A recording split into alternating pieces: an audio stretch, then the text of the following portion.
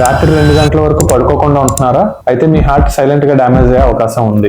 మన బాడీకి night sleep అనేది ప్రిపేర్ టైం. ఆ టైంలో మనం పడుకోకుండా లేట్ గా పడుకున్నట్టయితే మన బాడీలో స్ట్రెస్ హార్మోన్ అనేది పెరుగుతుంది. దాన్ని సీరం కార్టిసాల్ అంటాం. ఎప్పుడైతే సీరం కార్టిసాల్ పెరుగుతుందో దానివల్ల బీపీ ఎలివేట్ అవుతుంది, షుగర్ లెవెల్స్ ఫ్లక్చుయేట్ అయ్యే ఛాన్స్ ఉంటుంది. ఇంకా డేంజరస్ ఏంటంటే రాత్రులు గేమ్స్ ఆడడం, ఫోన్ స్క్రోలింగ్ చేస్తూ ఉండడం. దీనివల్ల ఏమవుతుంది అంటే మన బాడీ రిలాక్సేషన్ కోరుకున్నా కూడా మన నర్వస్ సిస్టమ్ కంటిన్యూస్ గా ఎంగేజ్ అవుతూ ఉంటుంది. ఇదే హ్యాబిట్ రిపీట్ అయితే ఫ్యూచర్ లో మనకి బీపీ వచ్చే అవకాశం, డయాబెటీస్ వచ్చే అవకాశం ఎక్కువ అవుతుంది.